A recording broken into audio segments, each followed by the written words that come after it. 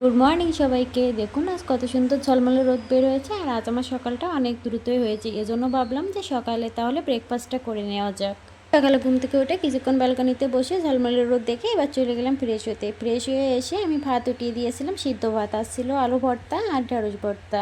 মাখানোর জন্য যে যে ইনগ্রেডিয়েন্টস প্রয়োজন আমি সবগুলো নিয়ে নিয়েছিলাম। পেঁয়াজ, শুকনো মরিচ আর সরিষার তেল, লবণ। সাথে ভালোভাবে মাখিয়ে নিব। নিয়ে কিছুটা আমি ঢেঁড়স ভর্তার জন্য রেখে দিব, আর বাকিটা আমি আলু ভর্তার সাথে মাখিয়ে নিব। তো দেখুন এখানে আমার আলু ভর্তাটা মাখানো কমপ্লিট হয়ে গিয়েছে। আর এখানে ঢেঁড়স ভর্তার জন্য আমি যে পেঁয়াজ আর ঝালটা মেখে রেখেছিলাম ওটা দিয়ে আমি ঢেঁড়স ভর্তাটাও মাখিয়ে নিলাম। এখন চলে এসেছিলাম আমার ফেভারিট প্লেসে খেতে। হ্যাঁ, আলু ভর্তা ঢেঁড়স ভর্তার সাথে ওপর দিয়ে হালকা করে একটু তেল দিয়ে শুকনো মরিচ দিয়ে আমি ভর্তাটা এখানে খেয়ে নিচ্ছিলাম। ভর্তাটা একটু ঝাল কম হয়েছিল, এই জন্য আমি একটু করে ঢেঁড়স ভর্তা নিচ্ছিলাম আর একটু করে শুকনো ঝাল নিচ্ছিলাম। নিয়ে আমি আমার ঢেঁড়স ভর্তা দিয়ে খাওয়াটা কমপ্লিট করে দেন এখন আমি আলু ভর্তাটা দিয়ে খেয়ে নিব। তো এই ছিল আমার সকালের ব্রেকফাস্ট। আর সকালে বেশিরভাগ দিনে খাওয়াই হয় না, কিন্তু আজ যেহেতু সকাল সকাল ঘুম থেকে উঠলাম এজন্য আর খেয়ে নিলাম। বাই, ভালো থাকবেন সবাই।